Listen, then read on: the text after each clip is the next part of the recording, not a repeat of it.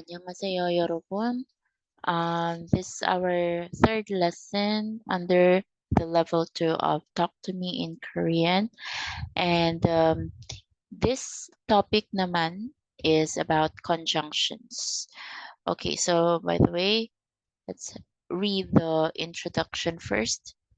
After two previous lessons that introduced rather heavy topics, the future tense and object marking particles, we would like to introduce something very easy to learn, yet very useful to know. Like many languages in the world, there are many conjunctions in the Korean language. In this lesson, we are introducing two of them, the 그리고 and 그래서. So again, topic 3 or lesson 3 is about conjunctions. So when we say conjunctions in English, it means connecting words or words that we use to connect two words, not two words, two phrases or two sentences together. So ang mga examples ng mga conjunctions are and, mga ganun, and, but, so, therefore. Okay, those are examples of conjunctions. But in this lesson, we're going to learn only two or dalawa muna. Okay, so the first one that we're going to learn is the kurigo. Okay, ang pagbasa, kurigo. But it is pronounced a little bit faster, so it's not kurigo, but grigo. Okay, grigo. Grigo has the meaning of and then. So depending on the context, grigo is used both for linking nouns and phrases. So ginagamit daw imaw kung mag-connect or mag-link ng mga names, nouns, okay, or even phrases or even sentences. But in colloquial situations, grigo is more commonly used for linking phrases. Colloquial or ito yung mga situations na kung saan ano guys, parang when you're like talking to people younger than you, parang balbal ng mga salita, pakikipag-usap, okay, something like that. So, that's Grigo. Very common man ang Grigo. Okay, so now let's have some example. Okay, so example, when we link nouns, okay, this is how we use it. So for example, copy, okay, copy, this copy. And then pang. Pang is bread. Okay, pang. Grigo. Grigo is and. Okay. Mur. Mur is water. So coffee, bread, and water. So dyan ginagamit natin si grigo to link or to connect nouns. Okay. Actually, there's also another term for and that is hago. Okay, I'm going to write it here. Hago. Ay, wala siya naka-Korean. Hago. Okay. Hago or this one. Okay. It also mean end. Okay. End man siya guys. And this is used. Okay. End. And ang anong meaning. Another is shift. Ay, sorry. Another meaning is, or I mean, we use this to connect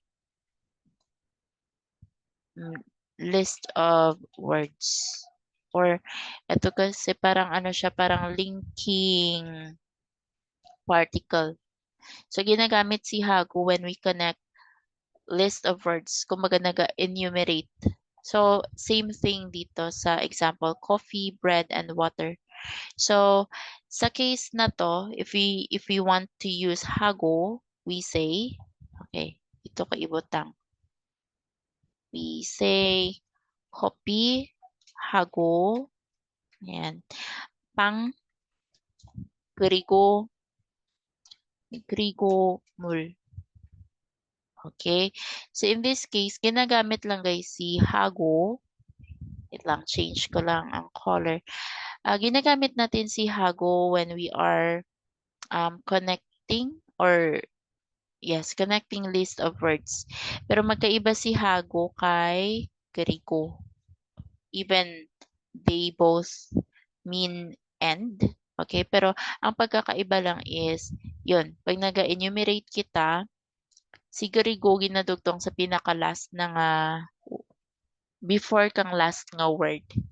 Okay. So like for example man, sa inyong nga family, sino ang mga members ng family nyo? So you can say umma hago, appa hago, ah, nuna hago, onni. Ayan. Tapos last nga word abi is si Dongseng. Dongseng is yung sibling, di ba? Younger sibling.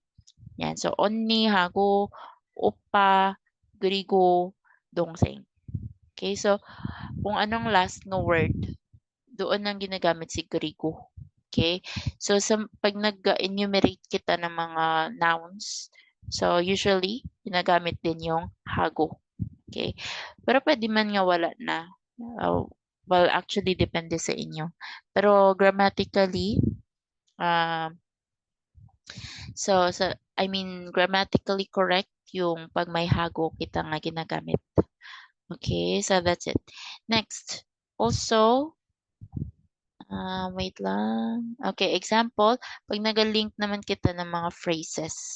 Okay, linking phrases. For example, we have phrases or sentences. So, we have an example. Ito na ang romanization niya. So, 친구를, okay, 친구를 만났어요. 친구를 만났어요. So, 친구 is friend. Okay, friend. Okay, yung rel is yung object marking particle. Yan. Manada is meet. Pero ang past tense ng manada is 만났어요. So, 친구를 만났어요. That's the first phrase or first sentence natin. I-link natin siya sa next. Okay nga, phrase. So, the next phrase here or sentence is this one. Okay, ang pagbasa is 밥을. Okay, 밥을. This one, 밥을. 먹었어요. 밥을 먹었어요. Yung 밥 means rice or pagkain, meal or food. Yung el is yung object particle. Mokta is eat. Diba? So, the past tense of mokta is 먹었어요. So, 밥을 먹었어요. So, para ma-connect ang dalawang sentence na yon, we are going to use a conjunction na end. Okay, so this one. Okay. So para ma-connect, we are going to use the past tense and the past tense, the conjunction and. So and is 그리고. So again, let's read. 친구를 만났어요. 친구를 만났어요. Okay. 그리고 밥을 먹었어요. or 밥을 먹었어요. 친구를 만났어요. Nakita kami ng friend. Okay? Or nakita kami ni friend. And then, okay, kumain kami. Parang ganun lang yung meaning niya sa Tagalog. Okay? So, ang ginamit na conjunction is Grigo. Okay? Very easy lang naman. Next, let's proceed sa second na conjunction for today's video or for today's lesson. So the second is 그래서, 그래서. But again, same thing kay 그리고, we have to pronounce it a little bit faster. So instead of 그래서, okay, 그래서, para mas natural kapakinggan.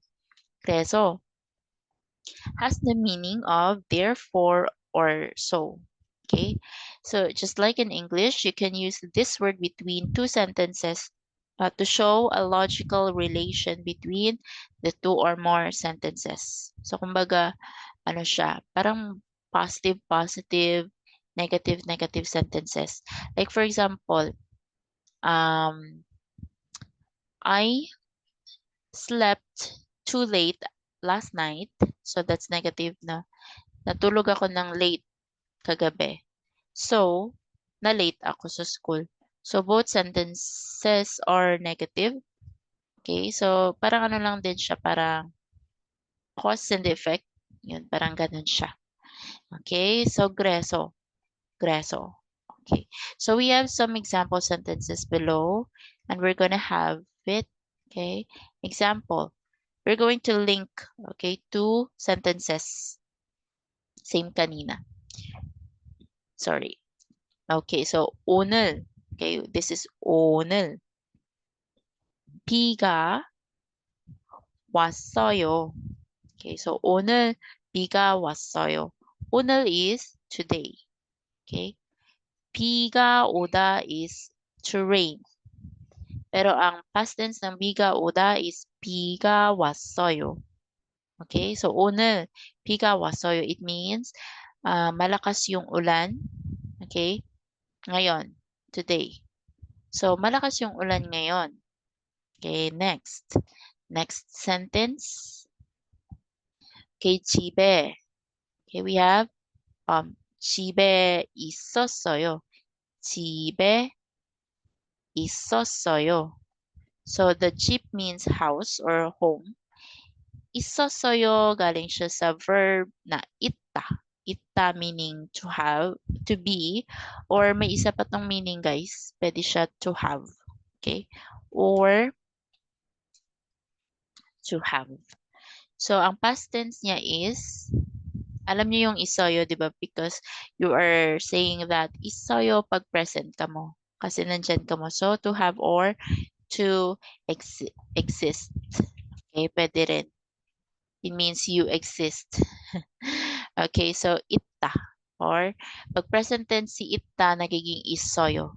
And past tense niya is isosoyo. Okay, ito, isosoyo. So, yes, that's it. Yan. So, 있었어요. Past tense. 집, is the location particle. Okay, location particle. So, 집에 있었어요. Now, i-connect natin yung one kanina tsaka yung two. Or the first and the second sentence. So, ito na siya. Ay, okay. The second, okay, ito na siya pag na-connect. So, let's read. 오늘 비가 왔어요. Okay, or you can use the particle 은. Okay? Pwede man 오늘 na lang. Pwede mo man ma-drop ang 은. So, 오늘 or 오늘은 비가 왔어요. Ang isog po natin or ang gagamitin natin na conjunction dito is greso. 집에 있었어요. Okay, so ano ibig sabihin? Umulan ngayon. Okay? Umulan ngayon. Kaya, so, kaya, uh, I'm at home. Or parang ang meaning niya is, I stayed at home lang. Okay? So, parang ganun lang siya. So, umulan ngayon, kaya I stayed at home. So, yun yung gresos. Tagalog is kaya. Oh, kaya. Okay, now let's have some more sample sentences para mas clear. Okay, so kimchi. Okay, we have kimchi는. Kimchi is kimchi. Yan. 는 is particle. Okay, particle lang siya. So, kimchi는 맛있어요. 맛있어요. 맛있어요 means delicious. Okay. So, ito guys, di ba wala is? As I have mentioned, wala sila is. Pero, yun nga, pag may nen ka na sa imong sentence, pwede na yan magiging is. Okay, is, am, or are. So, kimchi는 meaning kimchi is. Okay, delicious, 맛있어요. And, what is and? 그리고, okay, 한국 음식, 한국 음식 is Korean food. 이에요, okay, 이에요, ito yung dinudugtong, parang polite lang siya ng 입니다. Okay, 한국 음식입니다. or 한국 음식이에요. Okay, so that's it. Kimchi is delicious and it is Korean food. We cannot use greso kasi hindi man manami or hindi man insakto ang magiging meaning niya, 'di ba? Okay, so grigo ang tamang term. So we have again kimchi. Mashita is to be delicious. Oh, mashita. Okay, pero pag conjugate na sa present tense, mashisoyo. Mashisoyo. And then, Korean food is 한국 음식. 한국 음식. Okay, that's it. Okay, next example. Okay, next example tayo we still have more examples here. Okay, the second example, 저는. Yan, so, di ba, pag I lang, it's jo lang siya. Pero pag may nun, okay, 저는 nagiging I am. Okay, I am. 학생 is student. Okay. Wala sila guys ha. Okay, 학생. Again, what is 이에요? 이에요 is 입니다. Polite siya ng 입니다. 입니다 kasi is formal. Yung polite is 이에요 or 예요. So, 학생이에요. Tapos, ang gindugtong natin is 그리고. Okay? 그리고. Anong 그리고? And. Okay. 프랑스어. Okay. So, dito we have the term 프랑스어. Pag 프랑스 lang, it's France. France. 프랑스. Pero since may O siya, ibig sabihin niyan is French language na siya. Parehas bala sa Korea. Diba Korea is Hanguk. Pag Hanguk o or Hangugo, nagiging Korean na siya. Nagiging language na. Okay? So, 프랑스어 is French. Rel is the particle. Okay? Particle lang si rel. Okay?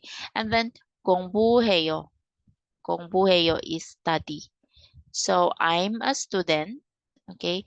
And I'm studying French. Okay? Ganyan yung meaning sa English. Okay? Sige, proceed kita sa mga vocabs. So, again, we have the jaw. Jaw is high. High is I pala. Jaw is I na humble or parang polite way. Okay? So, jaw. Pero again, pag may nun, pag sinabi mong chonen, it means I am. Okay, 학생, student.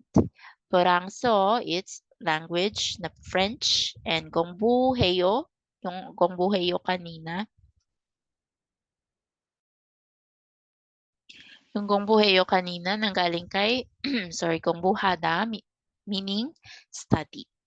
Okay, that's it. Now let's have the next one. Okay.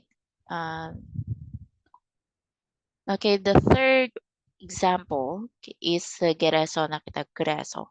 So dito, 저는, let's read. 저는 means I am. So wala silang 학생이에요. Same and yapon guys.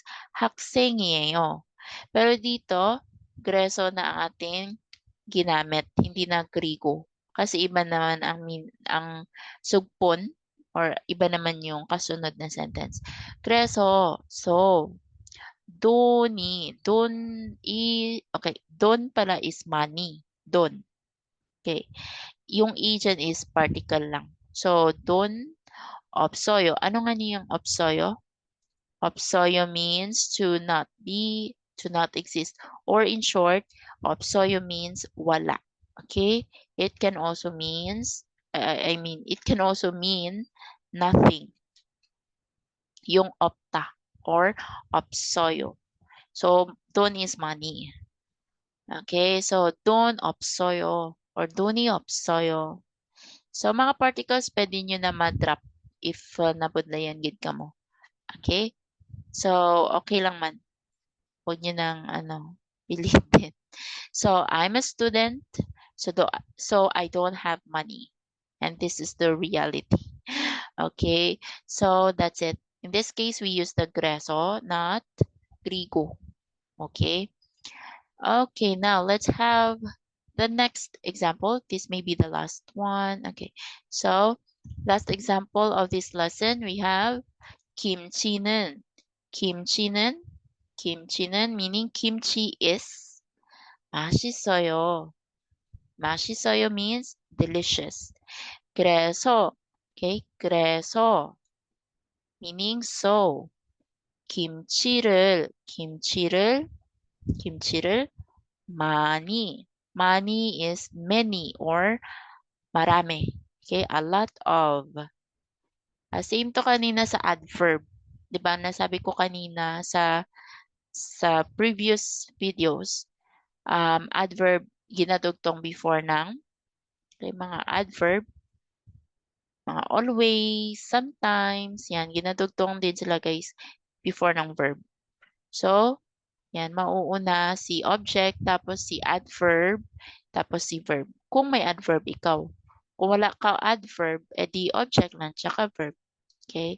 So, yun. Money means many. Mogoyo means eat. Okay? So, ito si mogoyo.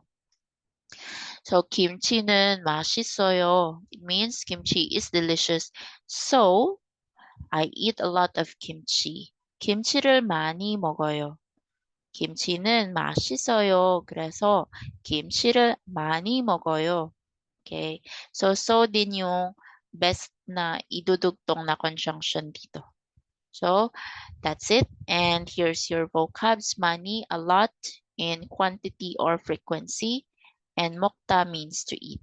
Mokta nagiging mogoyo pag sa sentence na. Okay, so I hope also that this is clear na. Okay, and i-clear ko na rin yung drawings. So this for today's video, today's lesson. Again, review this lesson for your activity, which I will be posting. Okay, I will be posting your activity on our GC na lang. Okay, so just wait for my further updates. Okay, so that's it for now. 여러분, 감사합니다. 안녕.